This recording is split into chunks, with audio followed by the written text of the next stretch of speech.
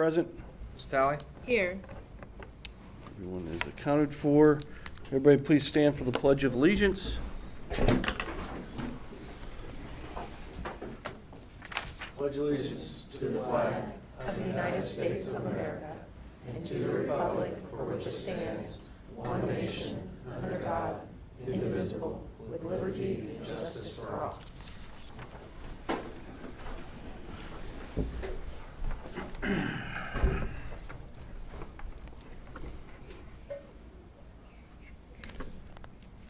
Do we have any additions or deletions to the agenda that we know of?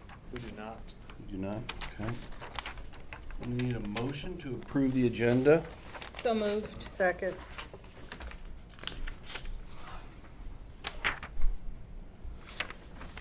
All right. Ms. Talley, Ms. Barnes. Nick? Ms. Talley? Yes. Ms. Barnes? Yes. Mr. Butler? Yes. Mr. George? Yes. Mr. Krueger? Yes. Motion passes 5-0. And we start off with presentations, and our first presentation this evening. Is going to be the high school.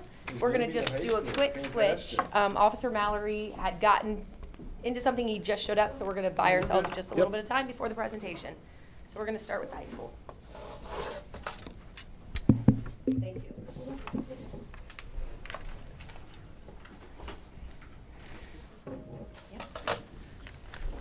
Good evening.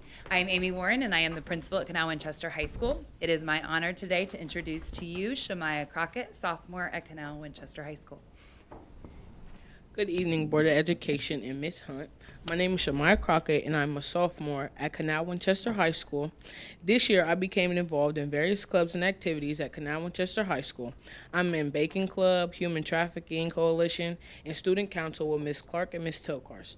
These clubs have given me a greater purpose. This purpose has brought me more joy and happiness. I enjoy school so much more now that I am a part of something. We're working to build community and connection. Canal Winchester High School is a great school that offers strong education and student-led clubs. Tonight, I was given the opportunity to highlight some of the clubs we provide and how these experiences connect student to possibilities of the 3 E's: enrollment, enlistment, and employment. This video highlights how our student-led clubs help us to become better communicators, collaborators, problem solvers, responsible learners, respectful citizens, and self-aware individuals. On the behalf of all the students at Canal Winchester High School, I would like to thank the staff members who create these opportunities for us. Thank you. Thank you.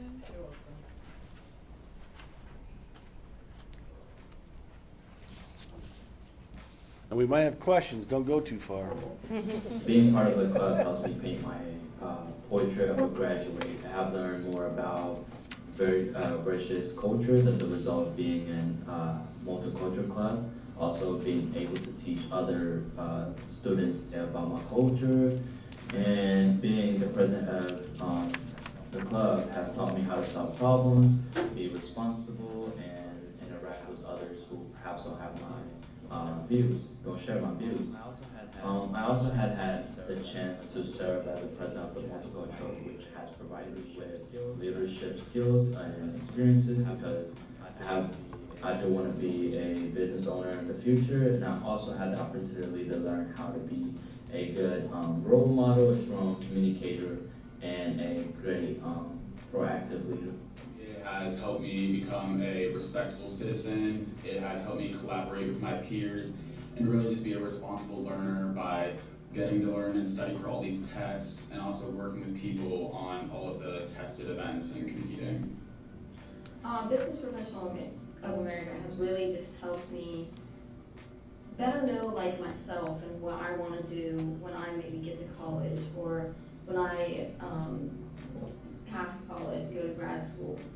And we both traveled for BPA before, and one of the events I was in was interview skills.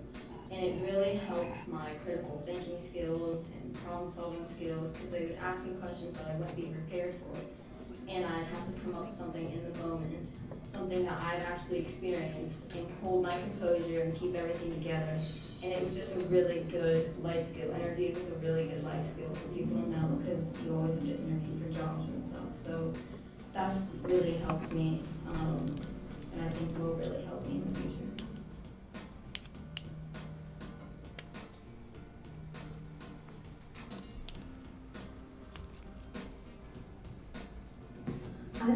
Indians Club, and Indians Club helps paint my portrait by being a respectful citizen.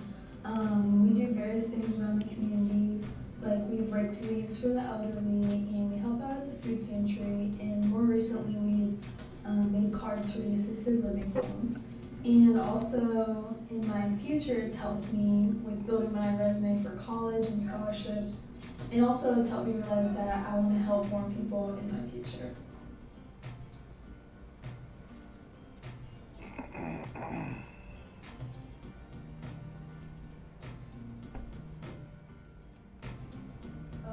I'm the president of the Culture Day Club, and being the president of the Culture Day Club has made me a more self-aware individual and a problem solver, because when you're managing a club, especially if it's your first time, like you run into a bunch of problems.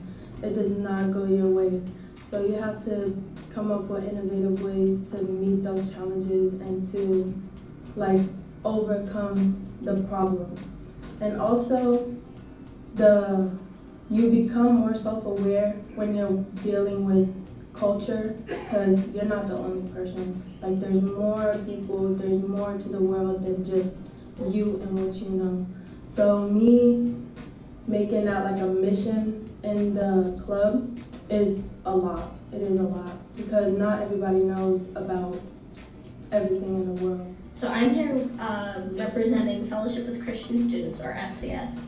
And I guess just one way that FCS has really helped me is to be a communicator and a collaborator, because we often communicate, we do devotionals, and that could be me leading, that could be somebody else leading, so we have to work together to take turns to decide who's going to lead.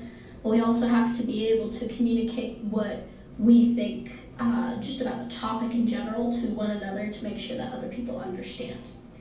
But we also, it's just a good way to make connections and to learn how to make connections with other people, and I think that can really help with enrollment, and really just anywhere you go, employment, any sort of career choice, you need to know how to make connections with people. So I am in the National Honor Society. I'm president of our chapter here at Canal, Winchester.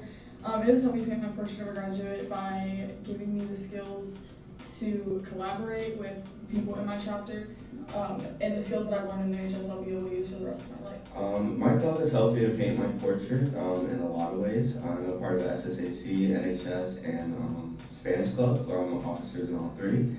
And they all have helped improve my collaboration skills and help me communicate to people in different types of ways. For example, I'm fluent in Spanish now. In SSAC, I also communicate with the superintendent and along with Mrs. Warren, and that has helped me a lot with building my community. And then this club has helped me with my plan after graduation as well, which is enrollment, because I plan on going to a four-year university. And it has helped me learn how to communicate, which will help me communicate with professors at university and other things like that, and also help me just be a more well-rounded person. ASL Club can help you paint your portrait by being a good communicator. In America, there is a huge deaf population, and being able to communicate with them in the real world is so helpful. I'm going to enroll to become a teacher, and if I have any deaf students, then I'll be able to communicate with them. We are part of the Battle of the Books Club, and it really helps us paint our portrait for collaboration. With the Battle of the Books Club, once a year we go down to a competition and compete with other schools, and last year we actually became really good friends with some kids from Western South, which we still love to do again. For me, it's nice to be able to become friends with people you're competing against. I think that teaches you really good values for life. The club itself has been really helpful for my time management. Along with this, I also work and I'm in the band, so I have a lot of other things that take up a lot of my time. And having this not only once a week, but having an excuse to read a book has been very helpful for having me organize my time management in a more effective way. Along with the whole reading a book thing, I've noticed that, like, in high school, a lot of kids don't really read a lot for whatever reason, like they don't have time. And VOV can help, like, motivate you, read a book. And I feel like time management and motivation are really big things, I think, for our futures. I know I'm going to enroll in a college, and I think that reading is a really useful skill that I kind of try to keep up with, even once I'm out of the club. And so a lot of times I think about how, well, this experience with, like, critically analyzing these books and really learning how to understand them will help me with future literature classes, especially if I go into an English one. It's also nice because I don't have any classes right now that require me to read, but for this I can get those books and get a list of books that we know that other people have liked and they've been suggested for us to read for this list. So in Science Olympiad, we all paint our portrait very well through all of the different skills. I believe all of them are very well represented. We do a lot of problem solving in all of our events, and we also become very skilled at communicating and collaborating with our partners. But most of all, Science Olympiad teaches us how to learn very complex topics on our own and then apply them. Most of us in Science Olympiad have landed very unique opportunities for enrollment in different colleges, even employment. It's very well recognized across the U.S. Well, the clubs mainly help you connect and be a respectful citizen with the city itself and those around the city, so you can really collaborate with the people in the school, your peers, your teachers, and you can really communicate with them and allow, how do I put this, communication and bonds between people, so it can really help bring the school and the city itself together. Well, for most of my clubs, it allows me to meet new people and get myself out there, because I've never really been good at that. And then, so the Rocketry Club is helping us paint our portraits, mostly through the problem-solving and collaboration aspects, because all we're given are a set of rules and a goal, and it's up to us to figure out what to do to actually meet those goals. And we obviously have to work together to get it on built and tested.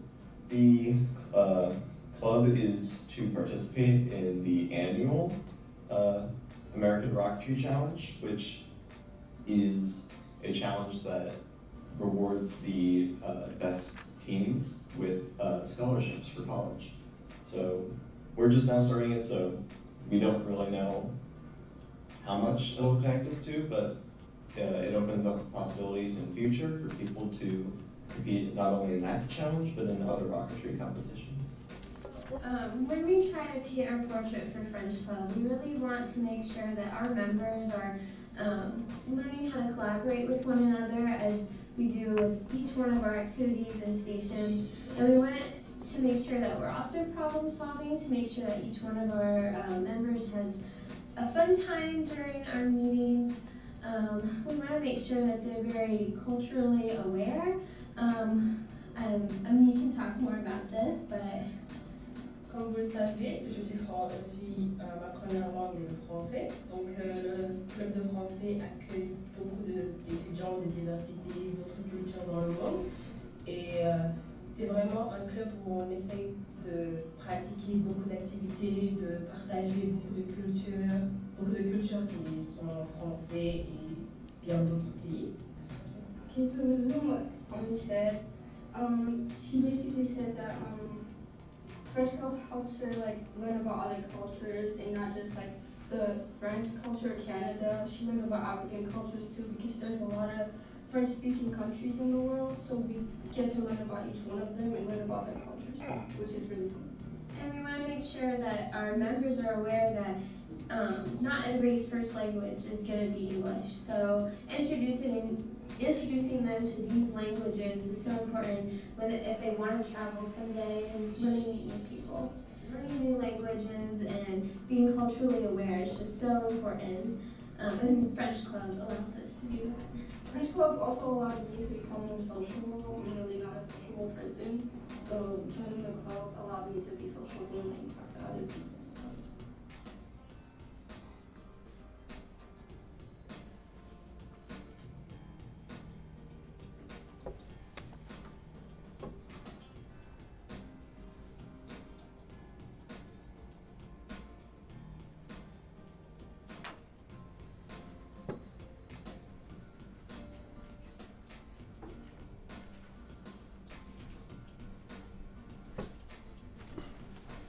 We are back if you have any questions for us.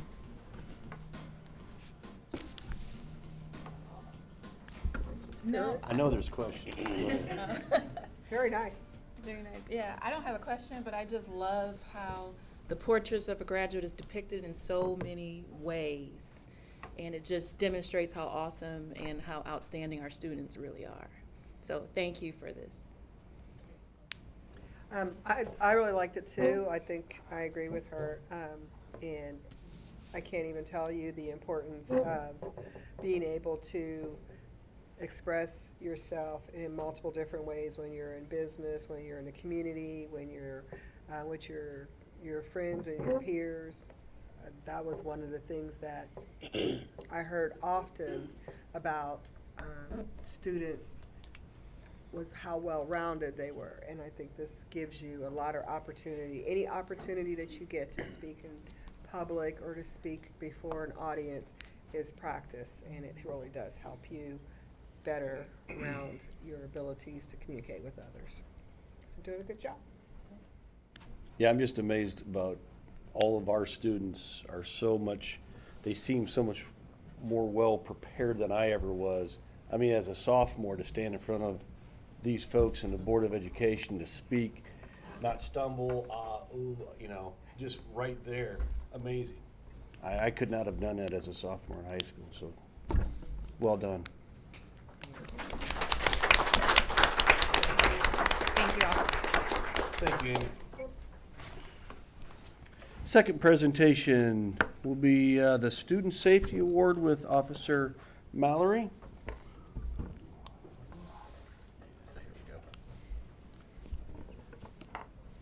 His friend is going to help present the award. Hello, board members. Hello. Good.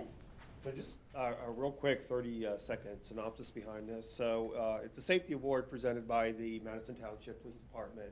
There are some things that a student demonstrates through the school year that for school safety that actually kind of is revolving around this award. You know, I'm going to have Miss Friend, who has worked with Rocco a little bit more than I have, kind of read in kind of his biographics on why this award is going to be presented to him. So I'm Natalie Friend, one of the assistant principals at Canal Winchester Middle School. Rocco is an 8th grade student at Canal Winchester Middle School. This year, Rocco has demonstrated characteristics that made him an ideal candidate for the Student Safety Award. Rocco feels now more than ever it is important to keep his school safe so he and other students have a safe place to learn. He has acted as a conflict negotiator, role model, and leader in our school. For example, during class change, Rocco acts as a role model and leader to ensure that he and other students navigate the hallways safely. Rocco has been helpful in identifying situations that need addressed in our school and brings them to the attention of our school staff. Rocco leads by example and sets a positive example for other students. His favorite class this year is team sports, and he knows that in order for he and his classmates to safely participate in class, that they must follow the rules of the gym, the game, and of course our school. Rocco balances his busy school schedule with playing travel baseball for the Ohio Hit Dogs Lions, where he also acts as a leader and role model on and off the field. This year's 2022-23 Student Safety Award is presented to Rocco Ruby.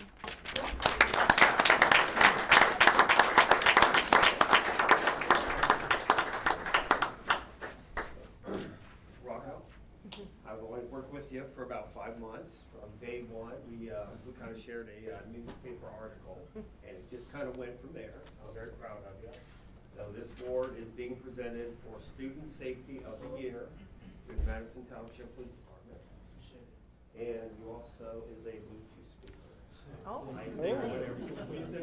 This is for to hang on the refrigerator, or for Rocco, this is his bio that we just read in. So I'm going to, let's get some pictures here holding the award. MC Bomb there is on set.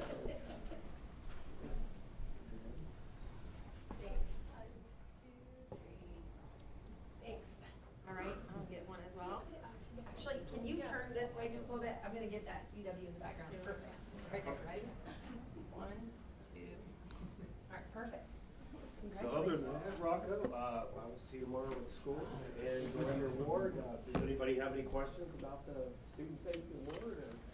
So this is obviously the first award we've had, since you coming on. Is this something that you've done with other districts? So in Grove Fort Madison, this is the. Can you speak into this so that those listening through live stream can hear you?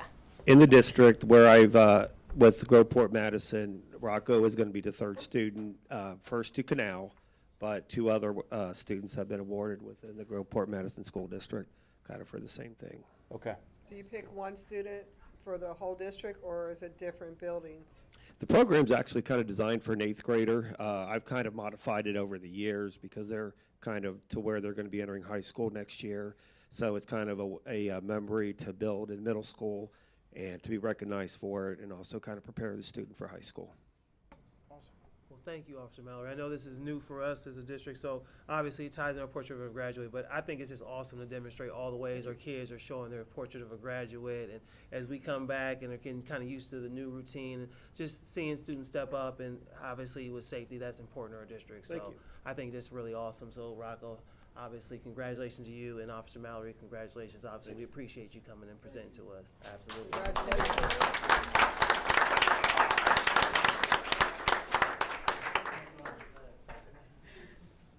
Thank you. And if you just hang out for just a few minutes. Talk with the parents, are they allowed to go? Oh, yeah, absolutely. I just have you up in a couple minutes, so, thank you. Thank you.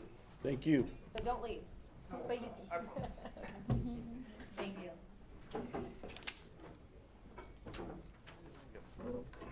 Appreciate everybody coming out. Thank you. It was very interesting and very good. Yeah. Well, thank you. It gets more exciting. Yeah, it so does. You can Next stay time, if you plan to wish. stay longer. Well, I put 3 through Oh, Canal. Because the financials are coming up. So. Awesome.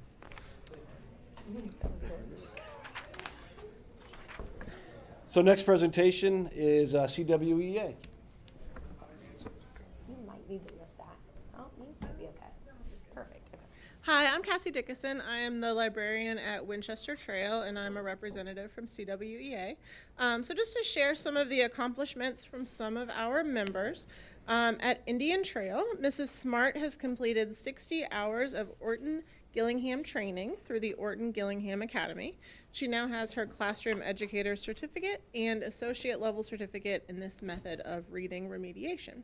And at the high school, Mr. Hamilton will be a table leader for the grading of the AP US History exam. This is a national exam with 3 different types of written responses. Those responses are graded by high school teachers, college professors, and historians around the United States. The reading takes place the first week of June and is a great professional development opportunity. That's all I have for tonight. Thank you so much. Thank you. Thank you.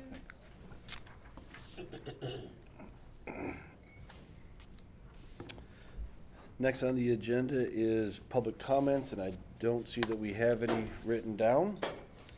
So we will move on to the executive reports, starting with the treasurers. Nailed it, you know, coming up. The exciting part. Save those student presentations to last. We do, I know. Makes it hard to follow up with. I'm gonna get into the insurance report. The general fund forecast, we're trending as expected. There's not a lot to discuss with the general forecast.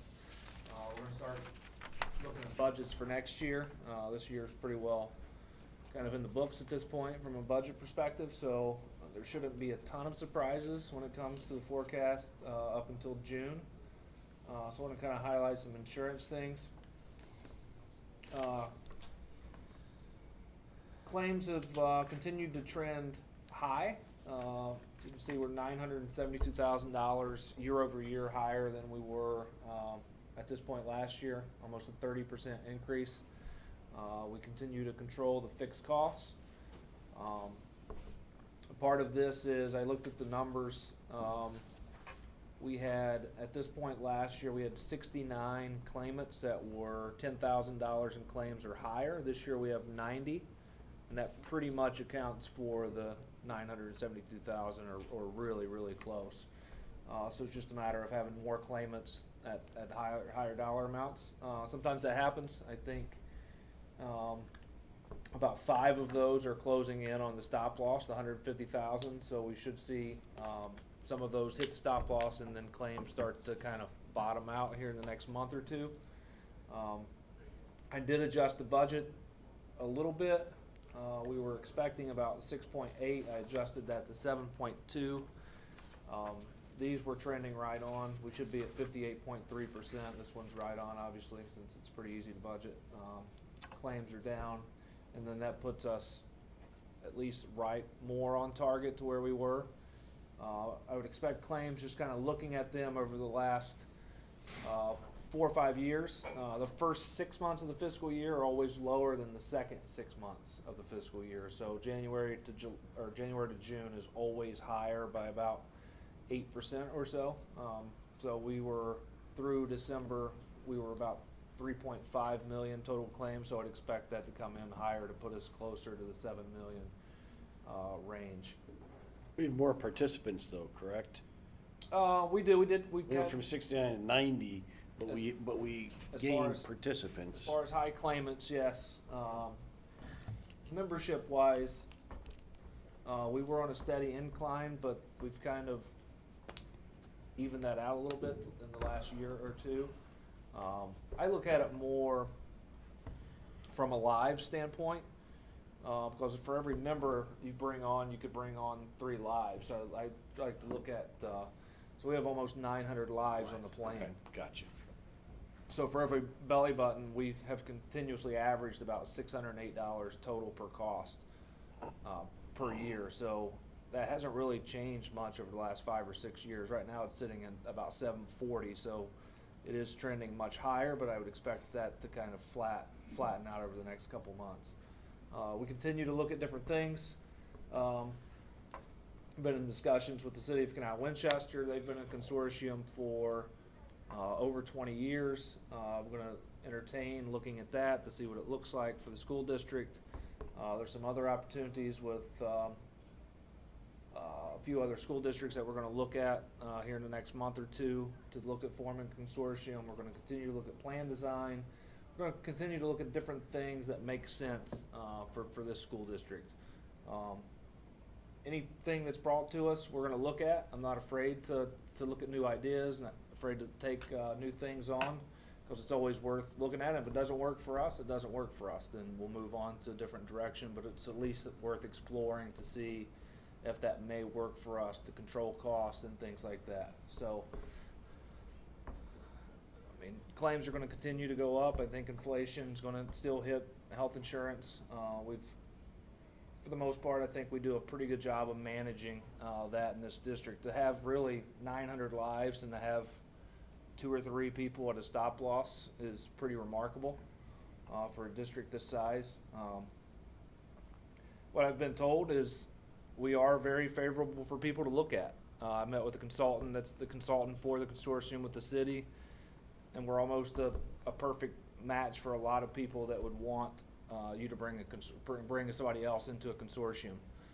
For example, the city's looked at, they said over 100 people in the last 10 years, and they've brought one new entity into the consortium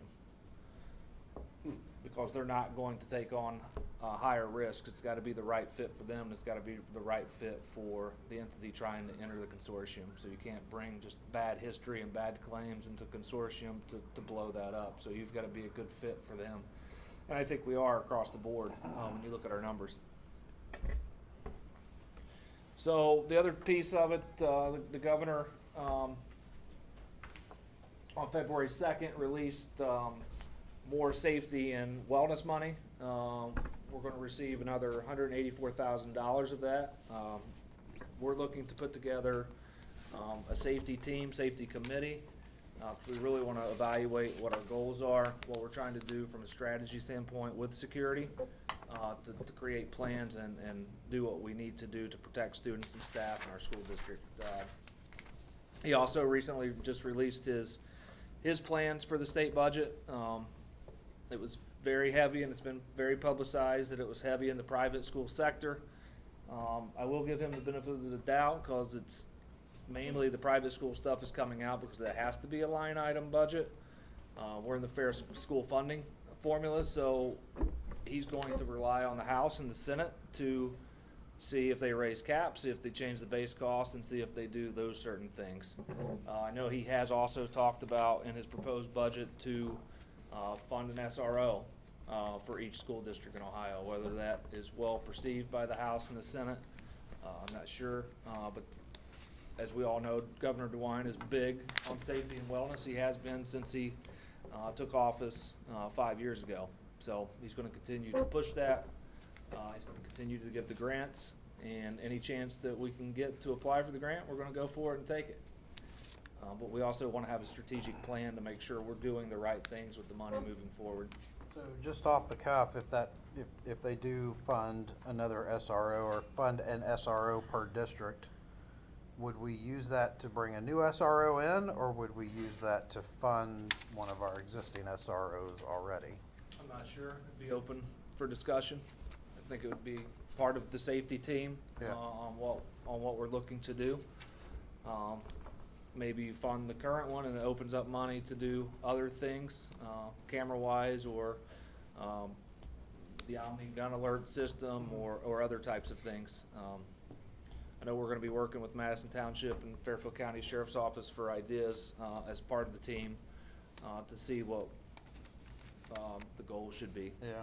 And Nick, that was gonna be my question on the safety money the governor's sending. Like, is there certain limits in the same way COVID, there was like only certain things you could spend on, or is this money have a little bit more, are we gonna have more flexibility as far as using it for different things our district needs? The governor's funds are more flexible. Okay. Now we're gonna apply for a grant through the Attorney General's office, and it's more direct. Like, it's gotta be something that links you to a police center, so it's gotta have something to where if there's an alert, it goes straight to either Madison Township or Fairfield County, or both. But this one's pretty flexible on what we can do. Okay, awesome.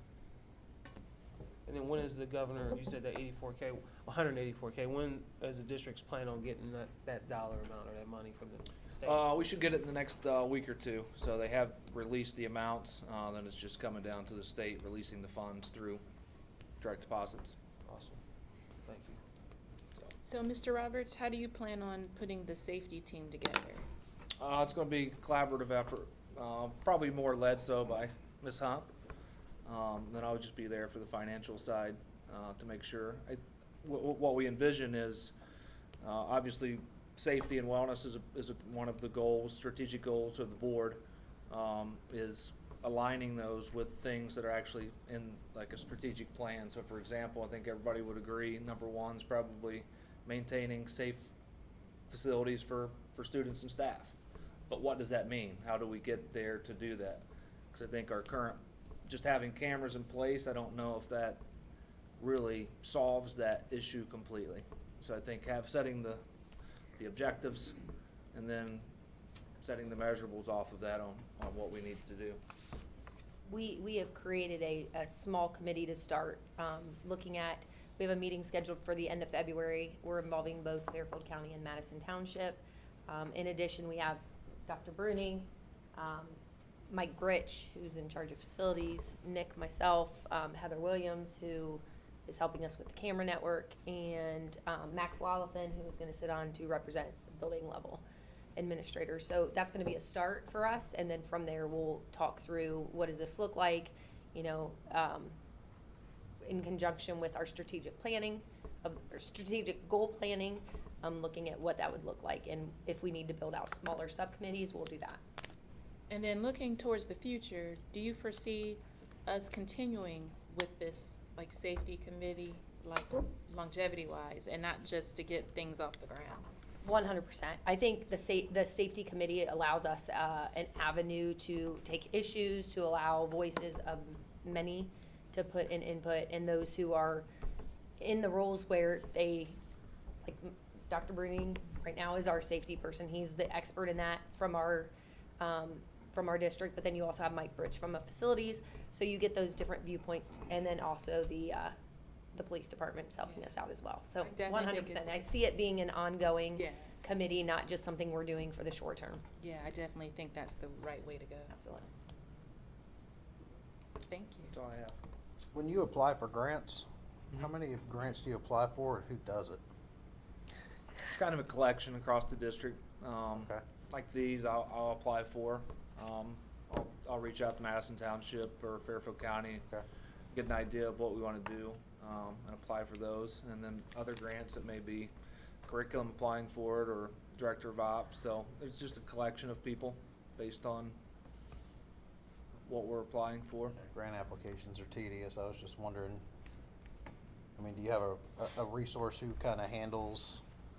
Luckily, these aren't as extensive as they're not super competitive grants.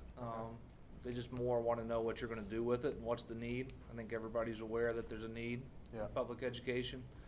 I think there's other grants out there that I will look to apply for as the overall picture for us, and try to at least let that jumpstart us into layering security on whatever we feel those goals are. Okay. Do you know, since we have about, excuse me, since we have about 25% of our school district that lives in the city of Columbus proper, have you done any checking to see if there's any grant money from the city of Columbus or Franklin County that might support our school district in adding more security because we have more of a diverse population of students? I have, yeah. There's actually a website. I think it's Ohio School Security or School Safety. Okay. It's a very valuable resource that, I mean, they have tons of things on there: suicide awareness, grants, different things. So it's a great resource. That they kind of list all the state grants and then they list all the federal grants available and what they're used for and how, what you need to do to apply to get it. So we're using all of those resources to try to get more money to implement some of these things. Good. Thank you. Thank you, Mr. Roberts. Ms. Hunt? Superintendent's report. Well, first off, I would like to just take a moment and welcome. You met Officer Mallory earlier, Madison Township SRO, if you want to come up. And then also, I just want to introduce you to our new SRO through Fairfield County, and that is Matthew Boffman. So we have both of them here tonight. Just wanted to have an opportunity for them to be seen by you and also allow them an opportunity to answer any questions that you might have. Deputy Boffman has been here with us. He shadowed some in December while Deputy Myers was still here. And so it's interesting. We were just talking, can't believe you've been here for almost 2.5 months. It's fun, Bob. Yeah, absolutely. And then Officer Mallory joined us in October. So he is, so he is pushing on now almost 4 months. So they've been with us now, and we're lucky and excited to have both of you here. I think when we speak on the safety plan and the safety committee, having them here visible at all 4 buildings and being seen is great. And not only for the enforcement side, but also building relationships with our students in a positive way. So. They're part of the plan. I mean, without 100% they are. Absolutely. You need the baseline, and I think you guys are the baseline to build upon and start layering on top of it. So I'm really excited. You know, we've got both of you. I think the way this has worked out has been, at least the first 2 and 4 months, it's been fantastic to have both representations in our school district. So couldn't be any more pleased right now. So Thank you. yeah. When we are continuing, just obviously with the 2 entities, sometimes we find just some maybe intricate, no, I'm not even going to say the word, but what we have, thank you, some issues to where it's just like the communication piece, there's breakdown. So one of the things that we're looking at with the grant is potentially looking at radios to where they can cross. So they won't have to be on different channels all the time. They can actually get all the information coming into one, which is something that I believe Officer Mallard had over in Groveport. And so it's something that we're looking into to ease the pressure on them from being between channels. More like a campus channel, so to speak, a Canal channel? It would be able to allow for all communications to come through one, so they don't have to be switching back and forth. And then that would also allow, right now, we're finding out that sometimes if we call 911 at one building, it's going to specify maybe who it goes to, and then the other entity doesn't know about it when they maybe would be closer, or it's a situation where they could have helped. And we've had that come up now a couple times over the last few weeks. So those are things that we're learning as we go, and each time we just address it and try to come up with a solution that works well. So with this being our first time having, you know, 2 SROs, so what buildings or responsibilities or territories are you guys divided up in? So obviously if anything happens in the district, obviously I'll try and respond, but my main hub is going to be the Canal High School. Okay. And kind of the same on what Matt was talking about, but the middle and elementary school. Okay. But Kaya was right with the communication, and I know Matt and I, we try to communicate by cell phone at worst case scenario, but there will be cars coming, so rest assured, if it's not us, it's Fairfield County, so there will be cars coming. And their hours overlap, so I believe. Yeah, so I pretty much start around 6:30 in the morning just to make sure all the middle school kids get in nicely. I drive around the whole middle school in the morning. I see teachers come in, so I just make sure all the kids get off the buses well into the building, no issues that way. And then I just head on over to the high school to where we start and let kids in. And then kind of at the end of the day, I see Mallory come over, and then he ends up going over to the elementaries to let the little kids out. Okay. So. Awesome. Yeah, I was just wondering how all that was flowing, so that we knew, in case people had questions for us as a board, we know what's going on. Yeah, so. especially with with our schedule, because of our 4-tier, it really does elongate our days. Yeah. So we have the middle school starting so early, where with just one entity, we didn't have enough hours to cover all the buildings. So this has allowed us to have some overlap, and we do have an officer with us starting at 6:30 in the morning, and then you end at, I think. The last bus pulls off of Indian Trail at 3:53 or so about 4 o'clock. I have a couple questions. I noticed that you don't have on a camera. Are we going to invest some of this money into having cameras on our officers at schools? That is actually a department that is, I believe, and you guys will have to correct me, one of you do wear them and the other one doesn't. Yeah, we So, do not. yeah, it's part of That's their due to just the policy with kids. policies. Yeah. We don't have a policy like that in our school district because we have cameras everywhere. So Correct, can we request that of them as part of our contract with them? We cannot, because it's part of their department. That was when we went into conversations and we knew that we were going with Madison Township. That question was brought up. There were 2 questions, and the first was the body cam, and the second was Tasers, I believe. tasers. That's exactly it. And they both are not.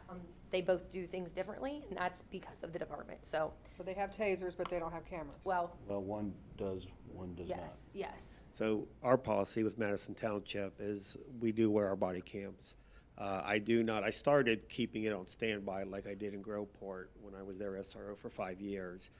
The student demeanor in Canal is a lot different than it is in an inner city school. So I have it with me, but I don't leave it on standby unless I know that something's coming up. So that's kind of the difference on what I used to do in Groveport versus Canal, because I can kind of make kids and teachers a little nervous. Are you recording me? Are you not recording me? But it's always on my body. It's just not on all the time like I did in Groveport. Yep. And that's per policy. And then we also carry tasers. And that's per policy of our department. Does that And answer then- that question? Yeah, and they do not. So Okay, sure. thank you. I have another question, because I don't know what I'm going to do to get that changed, but I feel like we should have the officers have camera if he's going to be in our high school building, especially high school. And the other question I had is, with all of the issues going on with, I'm just going to come out and say, with black people and us having as many blacks as we do have in our school district and building that trust relationship with officers, what do you plan to do to ensure that there is a good trust relationship between you and our students in our school buildings, and how are you going to build that community relationship with our students, because most of our students live on the north side of 33. So I'm just trying to understand, what will you do to ensure that that trust relationship with them, building a first name basis with our students, and ensuring that you're there to serve as well as protect, so that they understand, that that you're there to help them and not just to police them. So where I'm at in the middle school, in the 8th grade hallway, especially for the older students, I have multiple students coming in throughout the day just to high five. That's building connections with the kids is my number one goal. As I explained to the parents of Rocco, is to me that's a very important because law enforcement has been challenged over the last few years on, we've seen it on the news and the media, and sometimes it's kind of, we get the short end of the stick. So I'm here to kind of build that connection and make that relationship with them. So my office is always open to the kids. I do a lot of high fives and I also pass out candy. But they do come into my office and that's all groups, all different races, sexes, everything.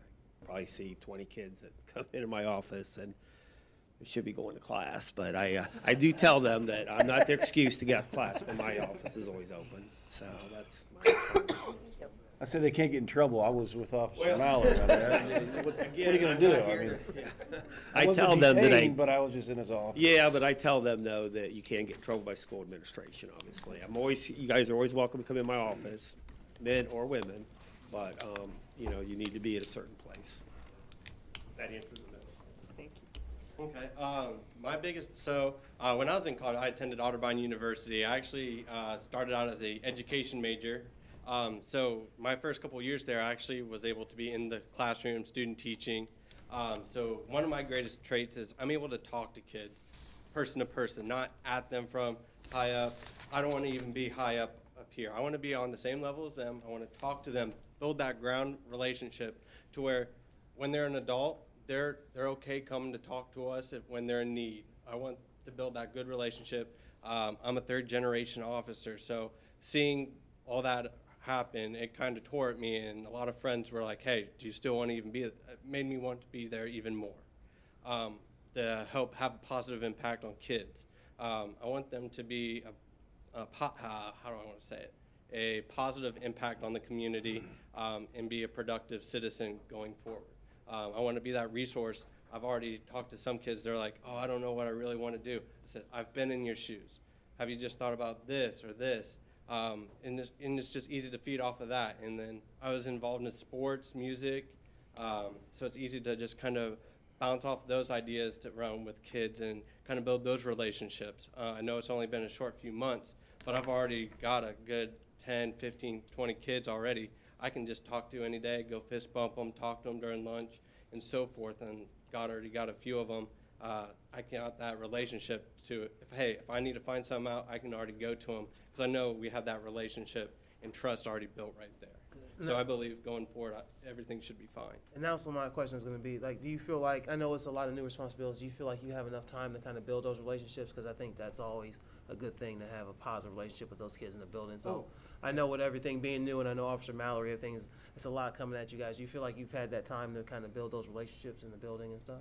Oh, for sure, yes. And it'll even build more, especially as like I have more incoming kids like the freshmen, or the 8th graders going into freshmen, the current freshmen, sophomore, juniors, as they get to know me more, I'll be able to build those more relationships with them as they continue, and maybe even further on, like where they come back and be like, hey, I remember you back in high school and so forth. So excellent, excellent.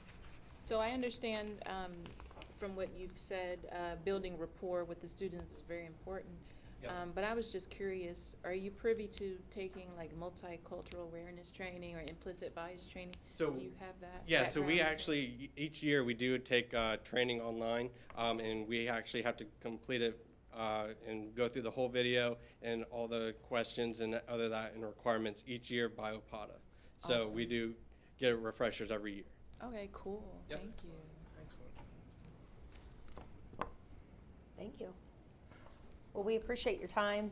Like I mentioned, it's great to have them as a resource, and they're just a great addition to our buildings. Yeah, I appreciate the introduction. Thanks for Guys, thanks for coming Thank this you. evening. Appreciate it. Appreciate it, guys. Thank Thanks, you. guys. That's right. Oh, you did? Oh. Okay. Oh, perfect. Well, good to see you, though. Thank you. We appreciate it. Thank you. Okay, also into my superintendent's report, it is time to award this month's Knocked Your Socks Off Award. I am excited to honor Mr. Dave DeWeese.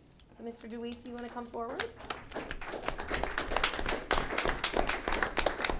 I'm going to read what Miss Sandy Thomaschek said about Dave, who nominated him. Dave is always ready to support his colleagues. Trouble programming the copier? Dave to the rescue. Water spilt on computer equipment? Dave to the rescue. Struggling to understand a technology concept? Dave to the rescue. Have a family emergency and need another set of hands to make the BPA regional competition a success? Once again, Dave to the rescue. Without hesitation, Dave put in a 12-hour day to make sure we had the support needed for BPA. When a friend is in need, he is a friend indeed. Dave is someone we can count on. So I'd like to congratulate Dave and provide him with the socks.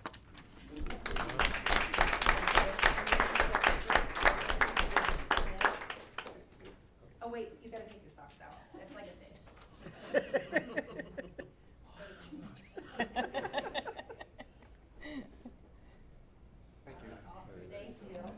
Thank you, we appreciate it. Dave, it's great to have you back. I looked out there and I'm like, I know that guy from somewhere. It's been a while.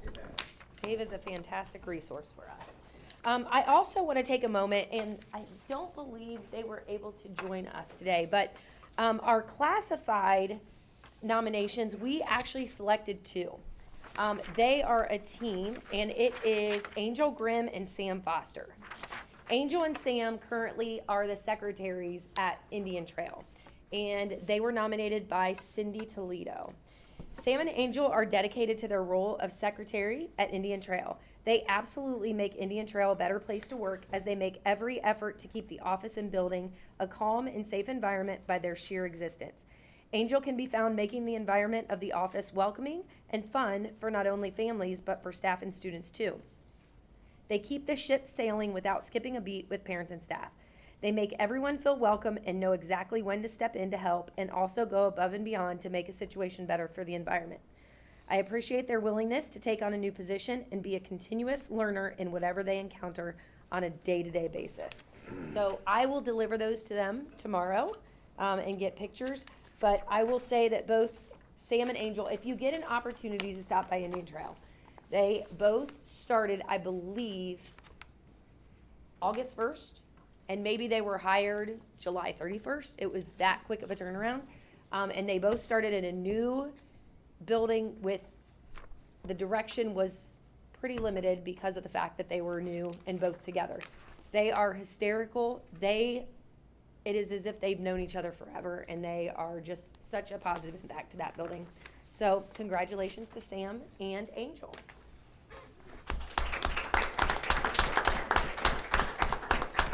And lastly, I just want to make a note that our strategic goal planning for the district has began, and we are planning to present those goals to the board in May at the board meeting. We are using the results of our Your Schools, Your Voice survey when developing our goals, and those were posted on Friday on our website. So for anybody that would like to visit those, view those, and see the results of the survey, you can visit the website and they are there. So that's all I have at this time for the report. Thank you. Any questions for? All righty, thank you. Thank you. We're gonna be moving on to district reports. Does anybody have anything pulled from the district reports that you need to highlight or ask questions on? There were, in the data and curriculum report, there were mentioned that they were reviewing changes to report cards at Indian Trail. Yep. I don't know what our current system is there, but what's our current system and what are we thinking about moving to? We'll have Craig come up and share that. Good evening, board. Thanks for the question. At Indian Trail, we are re-looking at the power indicators, what we're now calling the prioritized standards. So the teachers are just looking at the language to make sure it still reflects best practice and also practice of what's going on in the instruction in the classroom. Also, what we're doing is making sure that the language reflects the new English language arts dyslexia language with kindergarten. So the state is currently not finally adopted that language, but it's about as close to being adopted as they're going to commit to. So I'm having the teachers incorporate that in, because they're already doing those practices in the classroom. Okay. So really, it's just realigning, looking at that language and making sure it still reflects Okay. what's going on. Awesome, thank you.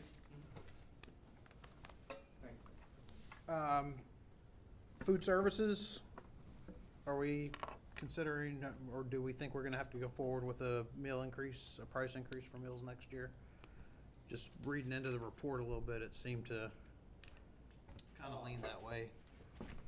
Probably not with the cash balance that we have. Okay. The federal calculation will dictate that to us. Okay. Where you might have to increase it a little bit just because they make you, which doesn't make any sense. When Yeah. We were talking about this the other day. Well, I know we didn't, So- we didn't this year, and I know several other school districts around here did, and So they do a calculation that kind of forces you into making the decision of raising prices, but then they also hit you with saying you have too much money and you need to come up with a strategic plan to spend it. Okay. So, I would expect an increase or a big increase, not Okay. $1.2 million in the food service fund. So. well, but aren't we doing, we're doing some capital, like equipment replacement this year, right? Yeah, we're looking at that, yeah. Okay, So. okay. And then the last thing I noticed, I guess Mrs. Anderson and the whole pre-K team got continued 5 stars on the, what was it, the Step Up to Quality program? Yes. Awesome, so that's kudos to them.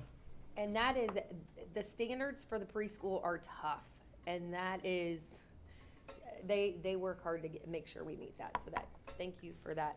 It's a huge. great We'll pass launch on that. point for the new building in a year and a half, so that's Absolutely. fantastic to carry that into that new space.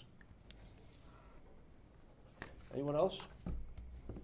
I just wanted to recognize our school counselors for National School Counselor Week, and also Bus Driver Appreciation Day is coming up, so. Thank you. What day is that, Mike? Just checking. Like a few days before somebody's birthday, I don't, but. Oh, jeez. We just Yeah, really that's need to awesome. We do. recognize them. They 100%. do a really awesome job. They do, absolutely. They deal with a whole lot. Yes. Maybe some socks? I don't know. See what we can do. See, don't give them any ideas. I don't just trying to help out, Kaya. Okay, so that'll wrap up district reports. We're gonna move on to the consent agenda. I need an approval for the consent agenda. Mr. Butler. Second. Mr. George. All right, thank you. We'll start with number 2, the minutes. We're asking you to approve the minutes for the January 9th regular and organizational meetings. Number 3, for certified personnel, we do have a leave of request, an unpaid leave of request. And following then to number 4, we also have several unpaid leave requests for classified personnel as well. I will just make a note, you'll notice Alicia Pryor is several days of unpaid leave. If you recall, she is in the military, so that's her time away. And so that's something that when we hired her, we said we would work around. Moving on to classified recommendations, we do have multiple positions that we are hiring here mid-year.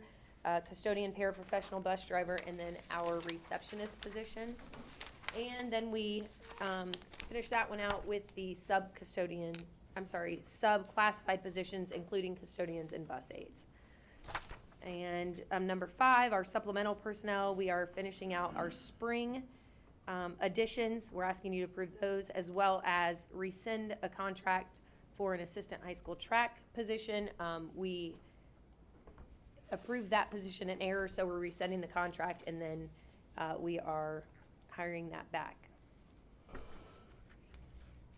Let's see here. And Then we have our volunteers as well. Moving on to number 6, we have our early graduation requests. We do have 3 students who are graduating early.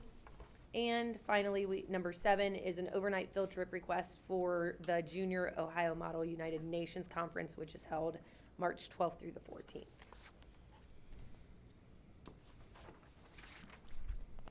Any questions on the consent agenda? Mr. Roberts? Mr. Butler? Yes. Mr. George? Yes. Ms. Barnes? Yes. Mr. Krueger? Yes. Ms. Talley? Yes. Motion passes 5-0. Move on to action items. We're going to take each one with approvals. So the first action item is employment for administrative personnel, and I need a motion. I'll make a motion on action item number 1. Mr. Butler, and I'll second that. Kai? All right, we're asking you to approve the employment of Miss Leah Cobb as principal at Indian Trail Elementary. Ms. Cobb has served as assistant principal at Indian Trail since 2016. Her knowledge of the district and Indian Trail and her strong relationships with staff, students, and families will provide a seamless transition for Indian Trail Elementary as she moves into her new role. Over the last 7 years, Leah has demonstrated strong leadership, high expectations, and a dedicated commitment to the Canal Winchester students that will be an asset to our students, staff, and our entire community. So, Well, you gotta vote first. let's You gotta vote. Hold on. We need to vote first. Mr. Roberts? Hold on, we need to vote first. Before we vote, I got a couple of questions. Yes, absolutely. So, did we post this position? We did, yes. And Yep. Did we interview, receive applications? Yes, we did. We received applications. We went through a 3-round interview process that began at the district office level in person. District office level was the first. It then went on to the building where we had 4 candidates that sat in front of the building team. Okay. And then her final interview was with me. Awesome. Yep. Good? Yep. Ms. Barnes? Yes. Mr. Krueger? Yes. Mr. Butler? Yes. Mr. George? Yes. Ms. Talley? Yes. Motion Congratulations, Ms. Cobb. Congratulations. Ms. Cobb, do you want to address the board at all, or? All right. Okay, action item number 2 is an employment transition days for Ms. Cobb. I need a motion. So moved. Second. Mr. Butler, Ms. Talley.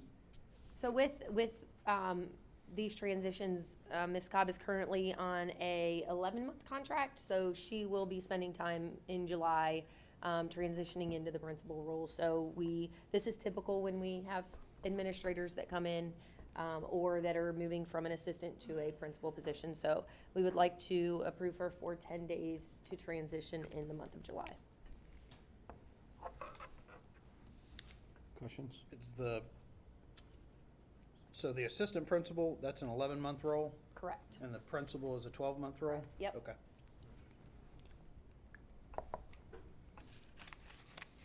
Mr. Robert? Oh, go ahead. Mr. Roberts? Mr. Butler? Yes. Ms. Talley? Yes. Ms. Barnes? Yes. Mr. George? Yes. Mr. Krueger? Yes. Motion passes 5-0. Moving on to action item number 3, the schematic design. I'm going to go ahead and make a motion. And I'm sure we're going to have some discussion. But I need a second. I'll second that motion. And Mr. Butler, I'm going to probably leave this up to Nick Yep. for a little discussion. This is just the first phase of this project, schematic design. So the architect and the construction manager at risk, they start off on a very high level, the square footage and the skeleton of the building. We come up with the budget.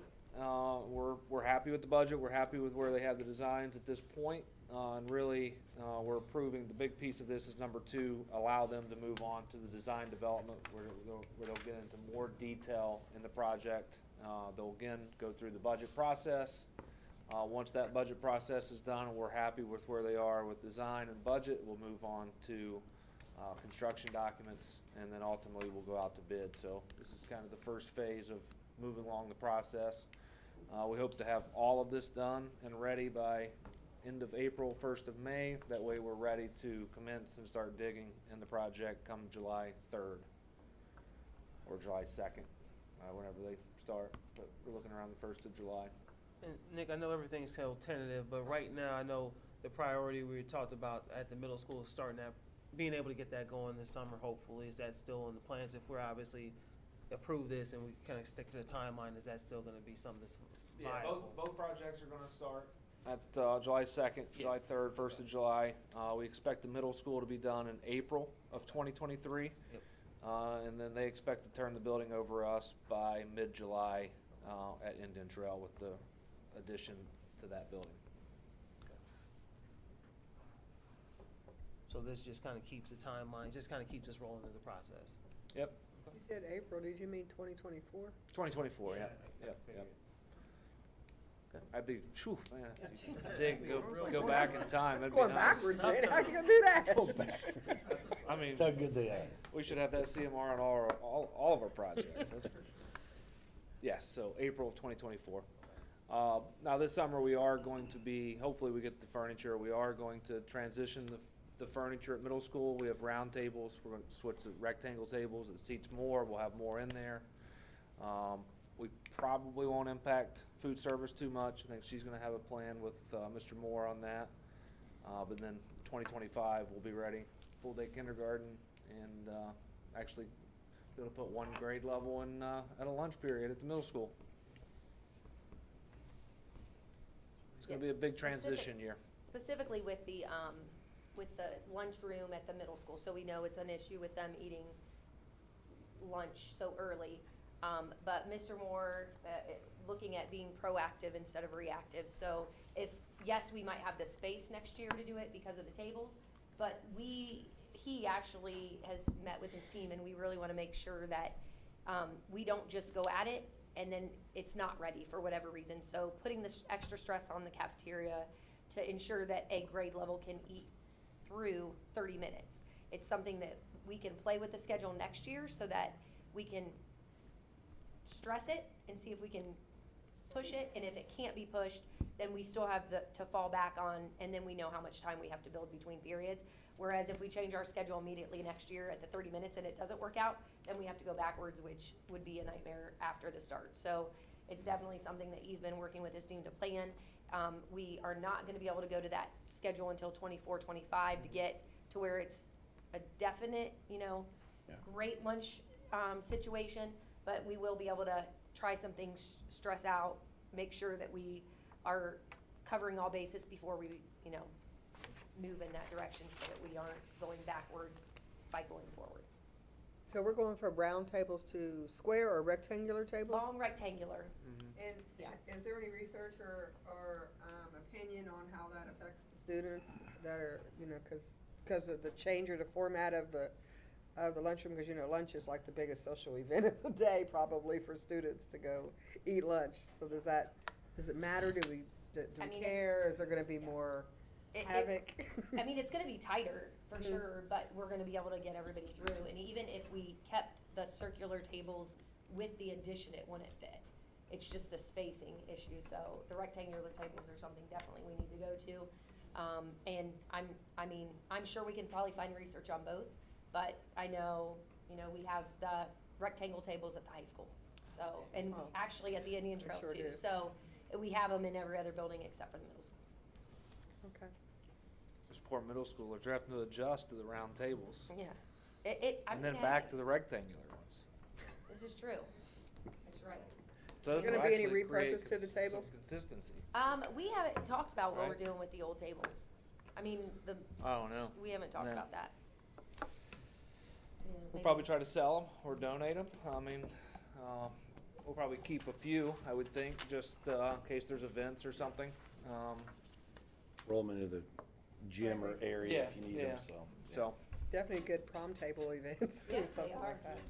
Okay, just one. Storage becomes the issue, because we did order extra rectangular tables to have, that way, we do need to seat more people in, because we're taking kind of a mapping of having less, but we could fit more into the new space, so we want to at least have that option, instead of like, oh, I wish we would have had extra 2 tables to be able to seat these people in here. At least we'll have that, so just storing those tables will be the biggest challenge for maintenance. That's what the stage is for. Yep. All right, action item number 3, we good? Yes, Mr. Roberts? Mr. Krueger? Yes. Mr. Butler? Yes. Ms. Barnes? Yes. Mr. George? Yes. Ms. Talley? Yes. All right, motion passes 5-0. Action item number 4, payment in lieu of transportation. I need a motion. Move. So move. Mr. George I'll second. and Mr. Butler. Mr. Roberts. This is payment in lieu of transportation we do every year. The parents have the right to opt out and receive payment, and that's what we're doing here to approve. There is a list attached. Consistently, about the same every year. Mr. Roberts, just, I know some people may not see it. What's the actual magic number we pay for those parents who decide to go in the payment in lieu? What's the magic? I can't remember what it was. I think it's. It's raised recently. You know, off the top of your head, they went from 250, I want to say, to. Yeah, I think it's like, I'm thinking 750. It recently increased What is it? substantially under the People go last to, private schools. legislation. So update. they're getting Yeah, parents well, funding to do that. Yes. Per family. I think it's If they went to the same building, I think it would be per family. But it's if they per go to- family, but they go to different schools, it's per student. yeah. Okay. Okay. I can get that number for you, but I think it's 750. Okay, awesome. Thank you, Mr. And that's Roberts. not for every kid that doesn't want to ride the bus. That's for kids who are going to a private school who are Yep. required to transfer, and if they're within I think it's a 30-minute. 30-minute. And so those are, if we don't transport them, the parent does, we pay them up. Gotcha. I'll get that number for you, Mr. All right. Butler. Thank you. All right, Mr. Roberts? Mr. George? Yes. Mr. Butler? Yes. Ms. Barnes? Yes. Mr. Krueger? Yes. Ms. Talley? Yes. Motion passes 5-0. Any discussion items that we need to bring up? If not, we're going to move to closing the meeting. We need a motion to do so. So move. Second. Mr. Butler and Ms. Barnes. Mr. Roberts? Mr. Butler? Yes. Ms. Barnes? Yes. Mr. George? Yes. Mr. Krueger? Yes. Ms. Talley? Yes. Meeting is adjourned at 8:14. Thank you for coming.